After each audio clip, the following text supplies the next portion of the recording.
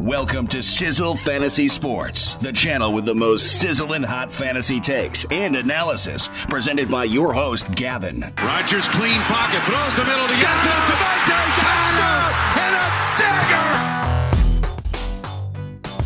How's it going, and welcome back to the SFS channel. My name's Gavin, and today I'll be jumping back into another mock draft with you all. I apologize for the lack of content volume I've had out here. I've been super busy recently, but I promise I'm almost done and ready to get back into the full swing of things here for this offseason. I've got so much awesome stuff planned, and I can't wait to get going on that. But today I've got another mock draft. We're going to be talking through some more players here today, changing up draft positions from last time, about a week ago when I did my last mock, and we're going to be talking over some more players like I mentioned. So if you're new around here to the channel, head down and click that subscribe button. It would mean a lot to me, and turn that bell on so you're notified whenever I come out with a new video. We've got tons of dynasty and redraft content ready to go for all of you coming this summer. So make sure to stick around for that, and go check out those social medias as well in the top left-hand corner of your screen. So without further ado, I'm not going to waste any more time. Let's get right into today's video. Alrighty, I went ahead and fixed the face cam issue that we had last time. I was covering up all the available players that you see down here at the bottom of the screen, so you couldn't really see what was going on. But today, I shrunk myself and put myself up in the right-hand corner, so hopefully this is a lot more pleasing for you all. We'll go ahead and kick the draft off here. I'm going to be starting with the 1.1 overall selection. Last time I was on the complete opposite side of things, and I ended up going with the 112 pick, where I showed you guys how to do some draft techniques from the bend on the back end of that draft board. But here today, I'm going to be starting out, like I said, with that the first overall pick. And I'm going to start things off here going with a little bit of a curveball. And I'm going to try and normalize this pick here this offseason. This is something that I think is very possible in a lot of fantasy drafts. I'm from the Midwest. Delvin Cook is a hot commodity here. A lot of Vikings fans where I'm from. I am not a Vikings fan, however, you can probably see that in the backdrop. I try to keep fandom as much out of fantasy football as possible, and I think I do a pretty darn good job of that, because as a Packer fan, I love to hate on Green Bay and fantasy when they deserve it, and I'll give them their props where they're due when they deserve it as well. But Delvin Cook here at the 1-1. The reason for the selection is I love the level of competition he plays to, the volume that he gets on a week in and week out basis, and that he's used as both a runner and a receiver. This is going to be a PPR mock draft. I think that this goes without saying, is that those catches mean a ton. And I know Christian McCaffrey is another guy who does a ton of work in the receiving game, as well as a guy like an Alvin Kamara that we see slide down to that 1.5 spot, which I think is somewhat reasonable considering the question marks at quarterback. But nonetheless, I still think he's going to be a stud this season as well, and we'll obviously be breaking that down a lot this offseason. Delvin Cook, though, when you look at the amount of games he had 30-plus touches last year, and the lack of concern that he saw last season with injuries, it was quite shocking to me. For a guy who I had previously labeled as an injury-prone player, and a guy I had a red flag on last year because of the holdout situation, I was a bit more hesitant to draft him early on.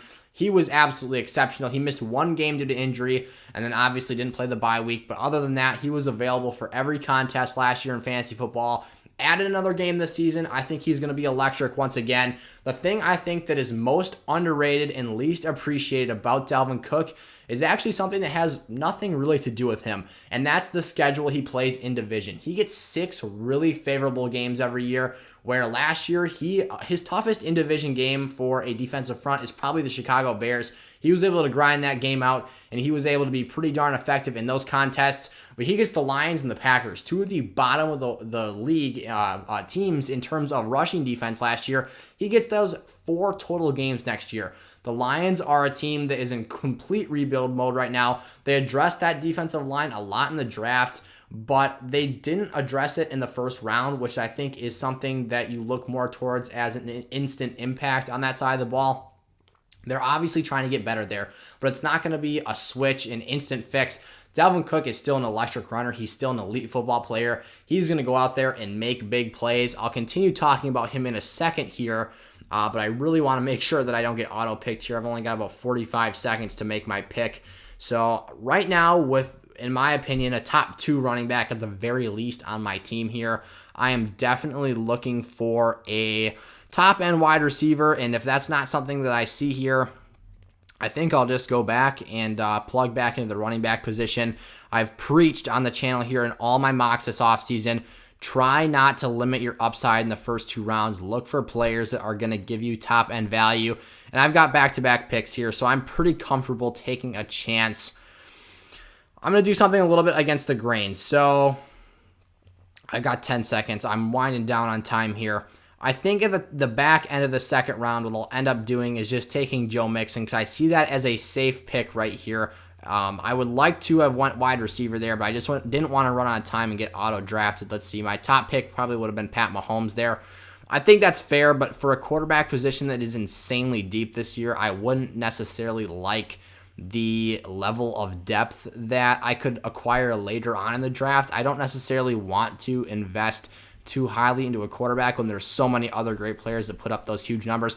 Joe Mixon, I'll talk about him really quickly, and then I'll get back to that Dalvin Cook, Christian McCaffrey scenario. Joe Mixon's a guy who saw a heck of a lot of volume last year. I would preach on my videos about the insane amount of workload he was getting as a rusher and a receiver. They used him a lot in that offense, and it wore him down, to be quite honest. Early on, he missed the majority of the season because he just got banged up. But this is an offense that's improving, and especially improving in the receiving game.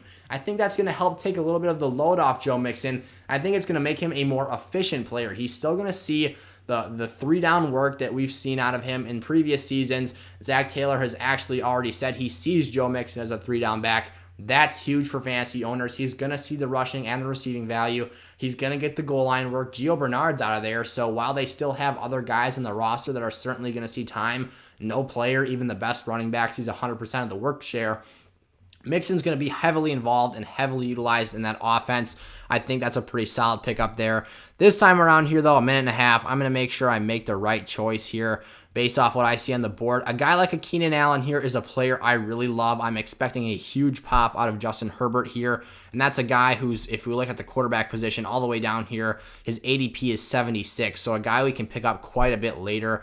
But just to show you that I think Keenan Allen is a guy who is a very, very great floor. Allen Robinson, another guy like that. But Keenan Allen actually showed the ability to find the end zone for a player that we don't generally think of as a red zone threat. That was very impressive last season. Terry McLaurin is another guy who I really love as a wide receiver and a talent in fantasy. The thing that concerns me is that quarterback play, though. He's going to give you freakishly monster games with Ryan Fitzpatrick throwing him the ball. But Fitzmagic's also going to have those games when he's a complete dud and you can't depend on him. And that's going to cause Terry McLaurin to bust. Before we saw him kind of get banged up last year, Scary Terry was one of the best there was. Julio Jones, I'm kind of staying away from him at this point in time. Injuries have really racked up and caused his fantasy value to plummet over the last couple of years here. And when you look at, they brought in Kyle Pitts, the emergence of Calvin Ridley as a top 5 fantasy wide receiver last season. I think there's just a couple too many things working against Julio, including that old age that I don't love. So what I'm going to end up doing here, I love the high-end upside I have with Delvin Cook at that 1.1 spot. I feel really, really safe with Joe Mixon there at the 212. The top 3 tight ends, in my opinion, were off the board at my draft selection, so I'm going to do the next best thing. I'm going to invest in the best wide receiver on the board. I think Keenan Allen is a player that gives me, like I've preached about, don't limit your upside too much in the first 3 rounds. He gives me just enough upside where I feel comfortable with him at the top of the 3rd. I think he could end up being a steal. He was by all means last year as a guy who I think was probably heavily underrated because we thought Tyrod Taylor was going to be his quarterback and we didn't know about Justin Herbert and how he would translate day one. But that clearly worked out very well for him. Back to that Dalvin Cook situation though. 6 games in the NFC North versus 6 games in the NFC South for CMC. The Saints, that's 2 games against one of the most highly respected run defenses in the NFL. I know they lost a bunch of pieces on the defensive side of the ball, but that coaching and the players they brought in, they're going to try and maintain that standard there of a really stout run defense. Like I said, he's a lot more than just a rusher, and there's a lot more games on the schedule where CMC is going to be fantastic. But those 2 games are very tough. Those games matter, and you'll see in our draft guide collection, we'll be rating these guys' schedule and sharing how those impact the fantasy values that we see these players having, as well as next year during the regular season. As I did last year, I'll be breaking down weekly matchups, telling you guys players to stay away from, and guys that I think have really favorable matchups heading into a week. But nonetheless, then you look at Tampa Bay. same situation, really, really stout defense, really great front seven. Those are just 4 games on the schedule that are really tough opponents to go against. And even the Falcons can be stingy at times. You never know with that in-division rivalry. So here at the 412, we'll move on from talking about those players now. I think I've said my piece with those guys. We've got some really great quarterback options. This is what I'm talking about here. Lamar Jackson is available for me at the 412. You add in a player like Rashad Bateman, who I think is a do-it-all Devante Adams type route runner. Maybe he doesn't come in and translate day 1. Devante Adams even took until year 3 to be that type of a producer. But I think that they've done the right things for Lamar to help him get what he needs this year. I would say a major concern is Ronnie Stanley's coming off a big injury. That might impact his rushing value next season and the running lanes he has as a quarterback out of the backfield, looking for that dynamic of his offensive threat. And additionally, they had to trade away Orlando Brown, who is now a member of the Kansas City Chiefs, because he wanted to play left tackle. Nonetheless, though, there's a lot of value at a lot of positions here. And I'm actually going to go ahead and pause the draft. And as you can see here up on the roster, those are my top 3 picks here for today's episode. I'm going to pause the draft just because I don't want to rush things too much here. Obviously, in a real-life fantasy draft, you're not going to have the opportunity to do so. But I just want to talk through some of the thought processes that I'm having when I look at the board here. So based off ADP, CeeDee Lamb is the next pick here. This is a guy who I think is really talented. He makes a lot of big plays. But when you've got Amari Cooper, Michael Gallup, and you look at Zeke Elliott on that team, there is so many mouths to feed. I don't necessarily think it's the best investment. You're not going to get a ton of volume out of him. He's going to give you really big weeks. He's a really talented guy, like I said. But I think there's some other guys here, even like a Najee Harris, that I like more than him. And Najee Harris is a rookie that I've kind of bashed on at times for, he's pretty much a top 2 consensus rookie dynasty draft pick. I think that it's fair if you want to put him at the number 1 spot. My major concern is not about Najee Harris as the player at all. It's Najee Harris going into the Pittsburgh Steelers situation. What really concerns me there is the offensive line. No one could get it going last season. And their running backs they had last year aren't the most talented guys in the world. James Conner's gotten it done before, though. And Benny Snell is a decent, serviceable player as well. So it's a little bit concerning that those guys couldn't get a consistent rushing attack going. I think Najee Harris is much more talented than those guys, but I think that the running back doesn't make the running game. There's an element where you kind of have to marry the offensive line and the running back, and together they can be very, very great and succeed together. But I don't think that if this Pittsburgh offensive line is as bad as I expect it to be, even though they did invest 2 middle-round picks in there, I just don't know if it's going to be the best situation for a rookie to come into. I think they're really going to try. I think Najee Harris really fits that system well and that identity of a Steelers football team. He's just not my favorite player to go out and invest into right away off the bat. But there are question marks about virtually every rookie, maybe outside of a Jamar Chase, who even saying that hasn't played football in over a year. So a lot of things to consider here. Adam Thielen, I'm not too bullish on. Super high touchdown production last season and not terribly great yardage. I think that's bound to come down this year, so I'm not very high on him. Mark Andrews, low volume, high touchdown upside. It happened the last 2 years. He saw a slight regression from that 2019 campaign. I still think he'll be a solid top 5-6 tight end, but not someone I want to invest in quite yet here. And then we're getting into those quarterbacks, and we've got some RB2s, RB3s, and whatnot here potentially for this team. I think who I'm going to invest in here, I've got back-to-back picks here for the rest of this mock draft. I think I'm going to go out, I'm going to take Najee Harris here, solidify that top 3 RB group. Because of the way the board fell, it just happened to play out very nicely. And here's my thought process behind doing so here. Alrighty, I apologize for that. I accidentally swiped out of the mock draft, and then I had some internet connection issues, so I'll edit that part out, but that might be a little bit choppy right there if you are watching this closely.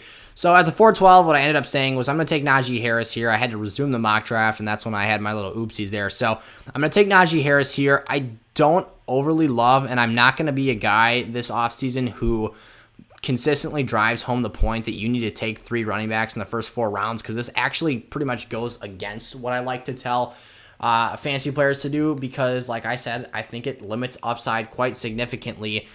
But based off the way the board fell, these are 3 running backs that I feel good enough in. Taking Najee Harris at the back end of the 4th round or at the top of the 5th is something I think that you can believe in just enough where it's worthwhile. And at the very least, if Najee Harris doesn't turn out, you don't like what you see after a couple weeks, I would watch these games closely. I'd watch those Pittsburgh Steelers games closely and really contemplate the level of competition they're playing, especially with the opposing run stops. Those first few weeks, see how Pittsburgh's offensive line is. If you like him, stick with him. Najee Harris is super talented, but like I said, the main thing that concerns me is that situation. If you're feeling good about it, ride it out with Najee Harris. If not, you can flip him for a pretty solid wide receiver, considering he's a starting running back on a football team. The Steelers are probably going to have somewhat of a decently ranked offense. At least if their running game isn't very good, they're probably going to be productive passers because they have very good receivers. So there's going to be something enticing on the trade market. You will be able to find a trade where you can get him off your hands if things go south. I think that at the end of the 4th round, like I said, I think it's a really, really solid value pickup. That's not what I tend to love to go for here, but the rest of the players on the board, I don't see having too crazy high of an upside where I feel like it's a must-draft situation to take those guys over them, because I think the rest of the guys on the board here are glorified wide receiver 2s, and Najee Harris, by the end of the season, like we saw last year with the Jonathan Taylor, could pop and be an RB1 the last 5 to 6 weeks of the season and go on an absolute tear that wins your league when you have these 3 guys bolstered into your lineup. And I've got this as a 2-flex league here, so that could be a potentially big deal. Looking at the board here at the top of the 5th round, this is the part where I kind of say enough is enough. I've got Lamar Jackson and Kyler Murray on the board, as well as a Russell Wilson. I'm not a huge quarterback guy either, and like I talked about, the depth is insane. But limiting the upside is not something I want to do here. Is a Brandon Ayuk necessarily going to be a guy who is that much better than a Brandon Cooks who's going to play for a super sloppy football team next year? Maybe doesn't have the best quarterback play, but is going to see a lot of attempts and a lot of passes thrown his way because of the lack of talent on that roster? Probably not. He might actually outperform a guy like a CeeDee Lamb certain weeks, or a Brandon Ayuk, Adam Thielen. So I'm going to go out here and just take the best quarterback available that I see. I think that it's Lamar Jackson time. It's really, really close for me between him and Kyler Murray, but Murray plays, and I would almost be willing to argue, a tougher division than Lamar Jackson. Obviously, Lamar has to play the Browns. He's got to play Pittsburgh's defense. And the Bengals are no slouch anymore, but they're definitely not an elite defensive team. Murray, on the other hand, has to deal with the Seahawks, who, while they might give up a lot of points, play pretty physical, and he might get banged up in those games. And then the Rams and 49ers are certainly intimidating matchups for Kyler Murray, who I would say are much more stout defenses than those other 2 I mentioned in the AFC North. So Lamar Jackson by a hair. I love the rushing volume. That's going to give you an even safer floor, and Kyler Murray has that too, but Lamar Jackson even more so. Like I said, very close decision for me there. This time, I just choose to go with Lamar, and you see how this roster is starting to sort of pan out here. I'm feeling really good about these top 5 picks, where I've kind of balanced out my floor with my ceiling here. That's something that you have to be super conscious of in your drafts. Don't draft a super crazy floor team, but also don't go where your team is going to be overly boom bust, because you're just not going to be consistent enough to win 3 games in a row and end up taking the championship home in your leagues. So I was looking for my guy TJ Hawkinson here, who I think is a great value pickup in the 6th round or late 5th. He ends up going to the team 9 here at that 5-9 spot. That's fine. There's definitely other ways I can go about this here. Tight end is a position, if you don't get great value early and capitalize, I'd wait. The NFL is becoming increasingly more tight end friendly in fantasy football. They're seeing a lot more volume in the passing game and a lot more opportunities to produce. So I think that's a situation where you can feel pretty good about taking some guys later down the board here. Let's just take a look, and I'll toss some names out there for those of you that are curious. Jared Cook has been seemingly a very underrated player, and he's getting older now. Let's check his age real quick. I think he's in his mid-30s. All right, well, I apologize. That's the second time that's happened in today's video where I've kind of transitioned pages or tried to click on a guy, and my internet has been somewhat crashing on me for whatever reason. This usually is not an occurrence for me, but I apologize for that. So I guess we'll never know what Jared Cook's age is. I got to make a pick here. pretty quick. I'll go with Brandon Cooks as my wide receiver 2 for this team. I thought about Deebo Samuel there, but I've got back-to-back picks, so if I decide that's what I want, I can go back there and do that. Like I touched on earlier, Brandon Cooks plays for a terrible team in the Texans. What do terrible teams do? They breed amazing wide receivers in fantasy football for guys that might not really be predominant in perennial wide receiver ones in fantasy. Brandon Cooks last year even was super high upside, and the risk wasn't all that terrible. Once he got into that system with Deshaun Watson and got his legs under him, he was fantastic to end out the season while he was healthy. So I think Cooks is a guy we can look at this year. And even probably worse Texans team didn't draft until the 3rd round where they took Davis Mills.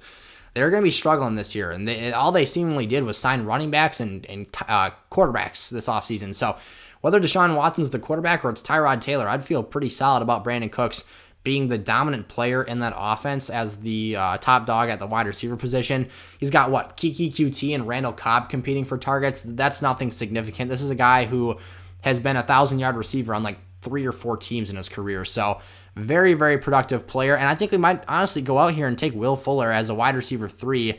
It's something I'm at least highly considering here at this next spot. Actually, the fact that Jamar Chase has fallen down here all the way to the 7th round is kind of astounding. I don't think that's going to happen on draft day. But I'm going to take a risk on it here. I think Jamar Chase has a legitimate shot to be a 1,000-yard receiver here as a rookie. Playing with Joe Burrow and going into a situation where day one you already know you have the chemistry with your starting quarterback, and that being Joe Burrow, because they played together and won a national championship at LSU. That's something that you don't see every day. And even Devante Smith going to play with Jalen Hurts is something that's very uncommon. There's been a lot of receiver and quarterback reunions in this past year's draft. And I think that's something that is very important to keep note of, because those are going to be day one connections, things that are going to speed up the process of a rookie producing at the receiver position, which is something that, until recently, the trend was that these guys took a little bit longer to develop, and the running backs were more of the day one instant impact players.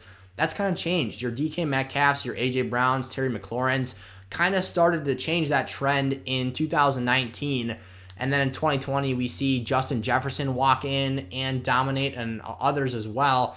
This is something I think that might become more common and we might be more accustomed to. And when you think about the type of a prospect that Jamar Chase is, he's a dominant player and a very talented guy. So I wouldn't be shocked whatsoever to see him come out and just dominate this season, even with T. Higgins and Tyler Boyd, who I was a big fan of last year because of how safe of a start he was. Nonetheless, I kind of am salivating here over taking Mike Davis, who is right now the current starter for the Atlanta Falcons here at the the bottom of the 8th round. However, I've already got 3 solid running backs, and you know what? I'm gonna go this route, and I'm gonna teach a quick lesson, or at least present an idea to those of you who didn't think of this. I'm going to take Mike Davis here as my RB4, not because I need a 4th starting running back on my team, and I think there's another guy I took advantage of last episode where I did one of these mocks. Yeah, Tevin Coleman way down here. For some reason, his ADP is crazy low, right next to his teammate Michael Carter, who I don't think is going to be a pure running back for this Jets team. These are guys that are penciled in as the day one starter. They are veterans. They've been around the NFL, and they are not star running backs, and they are not star running backs for a reason. We've seen them play, and we know why they're not. We know their flaws. But there are guys who will jump on these players because they're starting running backs in your league and give you heavy trade bait for them. So my thought process here behind drafting a Mike Davis at the end of the 8th round is I'm not looking for a starting running back right now. With Mike Davis, I have no intentions of starting on this team. I'd rather flex a receiver or start a Najee Harris right away over a Mike Davis, especially like I talked about McCaffrey playing those 2 tough defenses in the NFC South. That was Mike Davis last year. He just switched teams. So he's going to have to go out there, and he's going to have to play those Tampa Bays twice a year, those New Orleans twice a year. Get some trade bait off of him. Find a good offer. If he has 1 or 2 good weeks before the deadline, flip him. Take advantage of the spark and the buzz that he'll get for that time. I guarantee you will see Mike Davis on my sell high list at least some point this season. He is going to have a solid game or two because he's a very big guy, bruising goal line back. He'll score touchdowns. And I'll say flip him because he kind of faded off the edge of the map last year, and we didn't really hear from him towards the end. He was quieter. He didn't score as many touchdowns, And this isn't an explosive player. So there's definitely a use for Mike Davis here, and it might not even be in my starting lineup taking him. But I think that he is very worthwhile taking at the end of the 8th round here as a player who has a lot of other great value in different phases of your fantasy team. So with that being said, I've got some other decent looking options here. I've got one selection before it'll come back to me on the bench. So this is the second pick of my little back-to-back spree here. I'm not too in love taking Robert Tonyan. I know he had a lot of touchdowns last season, but I think that'll come down. And when you look at the overall targets he had, it wasn't all that flattering. I'm not a huge Michael Gallup or Michael Pittman guy. As crazy as this might seem to some people, and I'm not sure if this would be a pick that would typically get some pushback from the fantasy community, I'm going to take a Marvin Jones. And right after goes his teammate Laviska Shenault. You look at DJ Chark as probably the one on that team, but for a Jags team that I think is definitely specializing in offense this year, inserting the first overall pick, Trevor Lawrence, who's the most pro-ready quarterback in this year's draft class, even more so than a Mac Jones. I'll argue you down in the comment sections if you'd like to. I just jokes, guys. Marvin Jones, he's been productive everywhere he's been, whether it's with the Bengals or the Lions. He has been a productive number 2 wide receiver. He's never been the number 1 anywhere he's been at, and he has produced very well as the second receiver on teams. If you've heard me joke on the channel here, if he ever plays the Vikings, instant start. Put him in your lineup. He will absolutely tear through that defense. If you're wondering what I'm talking about, just go look up Marvin Jones highlights versus the Vikings. For like the last 3 years straight, he has absolutely demolished them.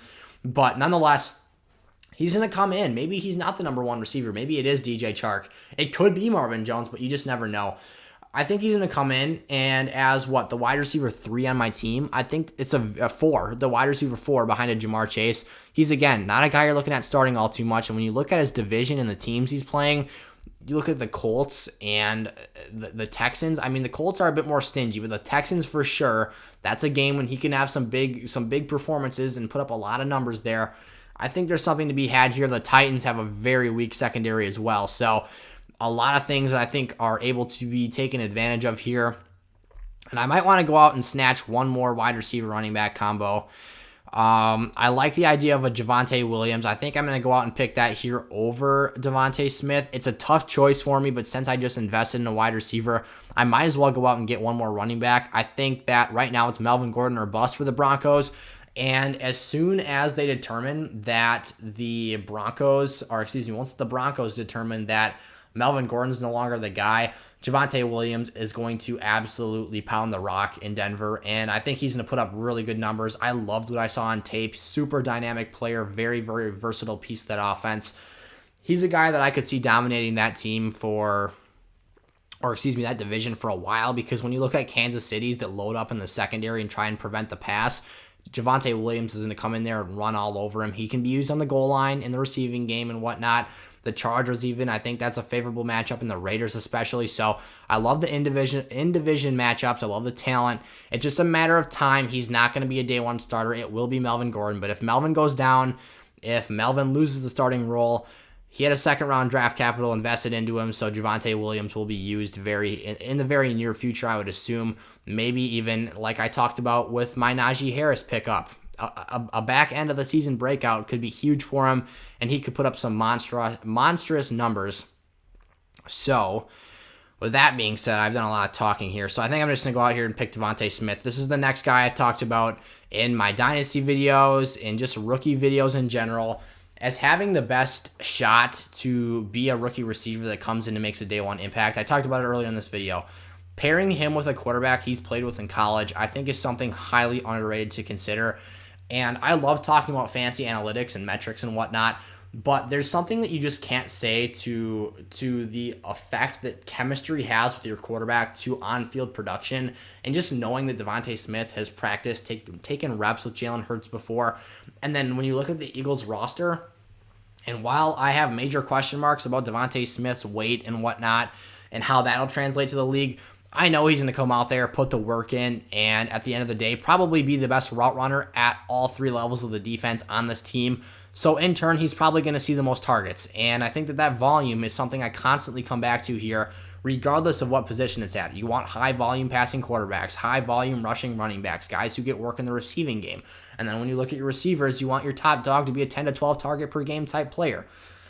This is something that I think that could come back in Devante Smith if he translates to the NFL based on his skill set, what I've seen from him so far, and just kind of a gut instinct with that chemistry that he has with this quarterback. I think could be a recipe for a very successful rookie pick here in the 11th round, which is solid value for any player. Deshaun Watson, this is something I'm glad we're finally seeing here. His ADP is tanking. Obviously, people aren't very confident he'll play, so they're not drafting him and investing capital into him. So that's something very, very good, I think, that Sleeper is reflecting for us. I haven't addressed tight end yet, and honestly, Rob Gronkowski might be a solid pick here. Round 12, pick 144 is his projected pick, and that's probably what I'm going to end up doing here. That's my pick that I'm doing right now. I'm going to go out here and just get Gronk. I started him a lot last season, and as a tight end one, I just got in the 12th round, the last pick in the 12th round. This is a player you just toss out there and hope he catches a touchdown. I don't care what Rob Gronkowski does the rest of the weeks. Maybe I want to add a second tight end down here for depth and to give me some more upside, but looking at the rest of the crop here, maybe Eric Ebron will see more opportunities in that offense. I don't know. It's pretty crowded there, too. They've got a top 3 wide receiver core that probably commands targets over an Eric Ebron, just like they have in Tampa Bay. But I wouldn't say that Eric Ebron has the red zone chemistry with Big Ben that Gronk has with Tom Brady. Zach Ertz is on the trade block and playing with a quarterback that he hasn't really meshed with yet. That's a big concern. Blake Jarwin, he's had injury concerns and whatnot. Dak's coming back, but again, a loaded offense. Hayden Hurst is on the bench now. He's not playing over Kyle Pitts. Maybe they run 2 tight end sets, but Kyle Pitts is the Falcons tight end you want. Maybe Jared Cook I'd consider here as the second tight end in my offense or my fantasy lineup here. But like I tried to talk about earlier when we had that little interruption with the internet, he's getting up there in age. I like the situation with Herbert and the targets that are opened up with Hunter Henry departing, but it's kind of something that you don't feel too amazing about. There's still guys on the board here I really like at the wide receiver position. This is kind of why at this particular position in the drafts, by the way, if you're still watching this video, in the comment section below, you should let me know where you want to see me draft out of in my next mock I do. I'll probably do one a week here. I did 112 last week. I did the 1.1, or we are currently doing that one. So between the 102 and the 111, let me know where to start next week's mock draft off with. Darnell Mooney and Nelson Aguilera is kind of what I'm thinking through here right now. I think Nelson Aguilera, as much as I don't love Cam Newton being the quarterback and the accuracy issues and struggles he's had, I think it is at least worth considering here because of how big of an impact player he was on such a limited opportunity last year. But Darnell Mooney, I think he might even be seeing a rise in his stock because of the Justin Fields pick. He was a guy who obviously, if you're up to date in your NFL meme culture, he was on Wikipedia renamed the father of Jalen Ramsey after, if you saw that double move he put on him last year, he absolutely cooked him. So that's pretty embarrassing for Jalen Ramsey, but you can't hate on one of the top corners in the National Football League too much. I think I'm going to end up going with Nelson Aguilar here. At the end of the day, it's a well-coached defensive division, but Nelson Aguilar is just a big play guy. If I'm looking for a juicy matchup on a given week where I need to stream a wide receiver, the 13th round isn't too high of an investment for. This is a boom or bust player. He's not going to come out there, and he was a first-round pick once upon a time, but you're not looking for Nelson Aguilar to be a week-in, week-out starter. Maybe in a 2-flex league, you have to use him at that second flex position if some guys go down on your team, but I think for where we're standing right now with this roster construction as my wide receiver 6 or 7, it's looking pretty good. And like I said, when he gets those good matchups, that's something that you're really going to want to consider. Not in love with AJ Green, Alan Lazard, or Sammy Watkins. Honestly, I'd consider Rashad Bateman over them just because of the upside. Elijah Moore even is another player I really like. Let's see what's available on the board here at running back just to look to add out some depth here and level off the team. Maybe I should pick a second quarterback up. I think I'll take a shot here on a Justin Fields. So I'm going to go Justin Fields here in the 14th round, last pick in the round, over a Cam Newton, over a Jameis, over a Big Ben, over a Jared Goff, over a Sam Darnold, over a Cam Newton. Call me crazy, but I think that sooner rather than later, we know Justin Fields will be the starter. And I think long-term, when I've got Lamar Jackson, barring injury, I don't expect to start another quarterback outside of the bye week on this team. Big Ben Roethlisberger, he's had injury issues and honestly productivity issues last season in terms of his production. We don't know if it's going to be Jameis or Taysom Hill yet. There's no official word on that situation, so another kind of murky situation. Cam Newton, the writing's on the wall. Sooner or later, Mac Jones is going to start, so I don't want to invest in a quarterback, too, who I don't think during the fantasy playoffs will be starting unless he's that good for a 18-game schedule that he starts the whole year. I'm just not going to bet on that. Goff in Detroit, he has no weapons. Sam Darnold, a lot of question marks still, so Justin Fields, I think it's safe to assume that by at least week 8, he'll be out there, and hopefully I don't need him prior to that. I haven't checked Lamar Jackson's bye week, but it looks like week 8, if that's what these numbers are. So week 8, perfect. Right when I said Justin Fields, if he's coming in, I can start him in his first game.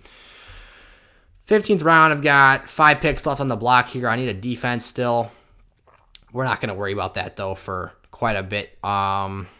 Maybe I invest in a second tight end. There's other options, I think, that are more valuable at this spot. I haven't looked at the board too thoroughly yet. I think this is another good spot to take a shot on a rookie player with a lot of upside, and I'm actually going to go with an Elijah Moore over a Rondale Moore here for a redraft league. Here's why. I think they both have really nice upside. I think that they both have really, really great traits and talents.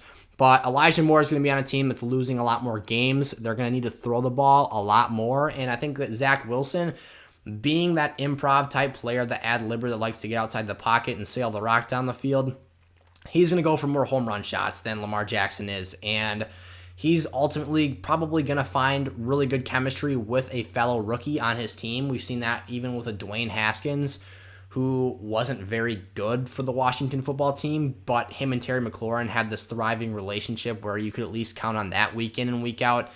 I don't think that Zach Wilson's in the best situation to succeed being with the Jets, but I think that it does give Elijah Moore the chance to be successful just because he is a big play player out of the slot, and I think that I've seen those two working together at camp, and I've liked what I've seen so far. In terms of the rest of the board, it looks like Jared Cook's about to go here based off of ADP and where that ranks players at. I'd hate to walk out with just Gronk. I think that, like I said, it's solid, but and you can always stream a tight end off the waiver wire, but the tight end crop is very, very depleted right now. Something I typically wouldn't do at all, but considering I have a plethora of receivers, running backs, and I've got 2 quarterbacks on the roster right now, I might as well, just in case Jared Cook is a hit. At this point, you're drafting for upside here in the back end of these rounds, and I've got back-to-back picks too. So another thing that I think enables me to make that decision there. You've got back-to-back picks here after the first round, and statistically, the first overall pick in fantasy leagues is the most frequent winning draft position because you have the most top-end talent. You're either picking between McCaffrey or Delvin Cook here in a full PPR league, and then you get to go from there, and you pretty much, the ball is in your court. The board falls as you set the market for these players, so there's a lot of stuff that can happen. I'm feeling really good about how this roster is playing out right now. Just a few rounds left. Let's see, 1, 2, 3... 4, 5, 6 receivers on the roster, and then I take a peek at running back here. 4, 5 backs on my team. Maybe want to add one more just for depth. If there's anyone solid enough to consider, maybe I go after Anthony McFarland. Actually, down here, I think I'm going to go for a guy I think is really underrated. And like I said, I'm taking shots at the dartboard here. Just looking for guys that are high upside players that are probably wishful thinking here, but in the 17th round, your starters on your team are established, and there's going to be guys that are steals off the waiver wire after week 1. That is the most valuable week to find assets in the free agency market in fantasy football. Try and pick up one of those guys that might have the opportunity to be that stud, that steal that guys get. Romandre Stevenson for the Pats, I think almost reminds me of LeGarrette Blount. He is a big-bodied runner, a bruiser. And I think one of those guys that Bill Belichick might just like to, on a random week, any given Sunday, right, hand the ball off 4 times for 4 yards and 4 touchdowns on the goal line. That's just what we've seen out of Bill. He does it with Rex Burkhead, and you're thinking to yourself, why is Rex Burkhead stealing all of my fantasy points from Damian Harris and Sony Michel? That's just what Bill likes to do. So it's oddly normalized for the Pats to just pick third-string running backs to go out there and pound the rock in the end zone over and over again. So Romandre Stevenson, a deep sleeper in rookie dynasty drafts. I'd honestly, like, on a serious note, keep your eye out for him. I put him in my top 10, or I think it was my top 8 dynasty rookie running backs videos, as a guy who has tremendous upside, and I wouldn't mind picking in the middle rounds of your drafts. So I've got some more options here. Last 2 picks, I do need a defense. I'll just address that with the first pick here, since I have back-to-back and the order doesn't necessarily matter, especially since there's no keeper implications. And for some reason, people are still sleeping on the Rams defense and the Washington football team. When you've got Chase Young, count me in. That's a lot of sacks. That's a lot of opportunities. And you play in the NFC East, opposed to a Rams where you've got to play Russell Wilson, the 49ers, and Kyler Murray. I'll take Jalen Hurts, Dak Prescott coming off an injury, and good old Danny Dimes any day of the week in terms of a defense. So my last pick here, another player I'm probably trying to go for some high upside. I don't think that I want to pick a Trey Lance here. As intriguing as it is and as high as his upside is, I don't really want to let a guy just kind of sit on my bench and do nothing. You could. It's more of a dynasty strategy if you ask me, though, and I'm already doing it with the Justin Fields, so maybe I go out and try and get a more established player. Zach Wilson's still sticking around here. I assume he'll be a day 1 starter, but I also think he'll struggle quite a bit. I don't like any of these running backs, really. Those guys are probably going to see the field all that much. Maybe I go out for a Rondale Moore here. Rondale Moore, I think, will probably step up as the second leading fantasy-producing wide receiver for the Cardinals. They've got A.J. Green, they've got Christian Kirk, but I think that A.J. Green, you're just asking for injuries, and he's old and hasn't been the same player in years now. And you look at a player like Christian Kirk, who I don't think they're necessarily too tethered to. I think Rondale Moore has the potential to come in and make some pretty big plays. Other than that, maybe a Terrace Marshall or a Amon-Ra St. Brown could be solid here. I've actually talked about both of those guys as some pretty high upside players for dynasty purposes in my rankings videos for the wide receiver position. But I'll just end things off here with Rondale Moore. We'll check out how the board finishes off here. Anthony Miller, O.J. Howard, Chris Herndon. I remember back when I had confidence in him, and he kind of shoved that back in my face. Kadarius Toney, Trey Lance, and Terrace Marshall is the last pick of this draft. So I enjoy doing this with you guys today.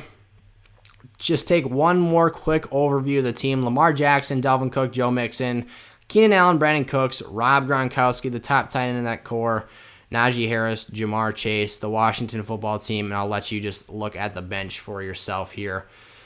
That will do it for today's video. If you guys have any questions about the stuff I did today, make sure to put that down in the comment section below. If you have any comments on picks that I made, if for some reason someone slipped through my fingers, if the sleeper ADP let a guy fall down too far, farther than they should have, let me know. I'll kind of take a peek after I turn the video off here and just make sure that everything looks acceptable and to make sure that things are trending in the right direction for how their ADP is going. But nonetheless, thank you so much for tuning in to today's video. I love doing these mock drafts for you all, so make sure to like this video up and comment so a lot of people can find this and get their hands on it and be exposed to my content so we can keep doing awesome stuff like this around here on the channel. Like I said at the beginning of the video, I've got a lot more, much deeper content and more in-depth content regarding specific players, and the next 3 weeks or so here, I'm going to be grinding out my draft guide and just pounding content into that thing. I've got so much stuff that I've just got to put in there simply. So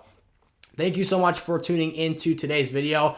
If you're interested in that draft guide, head over to sizzlefantasy.com and get yourself a pre-order bundle or one of the collection options we have for the 2021 draft kit. There's a lot of great stuff in there. You can go check it out for yourself and see what option best fits your fantasy needs. But there's something out there for everybody. And if you've been around here for a while and want to rep the SFS brand, we've got new merch as well. So thank you so much for tuning into today's video. I'll see you all next time. Peace out.